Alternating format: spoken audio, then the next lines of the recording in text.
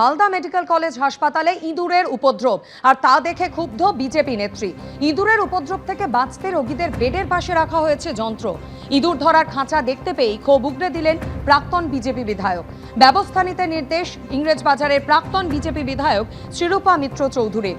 রোগীদের যাতে কোনো ক্ষতি করতে না পারে তাই ইঁদুর ধরার যন্ত্র বেডের পাশে রাখা হয়েছে।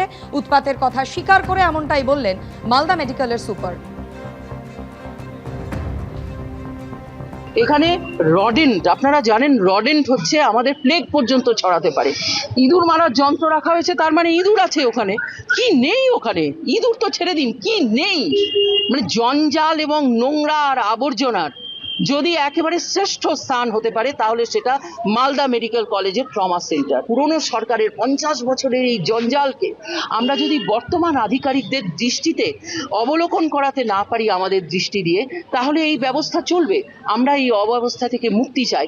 সরকারের যে জঙ্গল সরকার থেকে মুক্তি পেয়েছি, কিন্তু আমাদের প্রাতিষ্ঠানিক দুর্নীতি এবং প্রাতিষ্ঠানিক অবক্ষয়, প্রাতিষ্ঠানিক অব্যবস্থা, তার থেকে আমরা এখনো মুক্ত হইনি।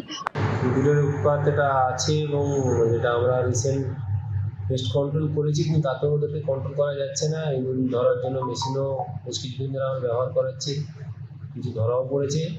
যেটার মেন সমস্যা ওরা হচ্ছে ফল সিলিংয়ে ওখানে উপরে উঠে যাচ্ছে। ফল সিলিং থাকার জন্য ওদেরকে কন্ট্রোল করার একটু সমস্যা হয়ে যাচ্ছে। আমরা তবু পেস্ট কন্ট্রোল করছি, ইঁদুর ধরার অন্য কোনো ব্যবস্থা আছে কিনা দেখে করছি।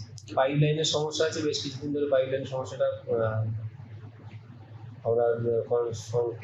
যে এমএসসি দেখে তাদেরকে জানিয়েছিলাম, ওরা কাজ করছিল এবং তার সত্ত্বেও পাইপলাইন সমস্যার কাজটা এখনো ক্লিয়ার হয়নি।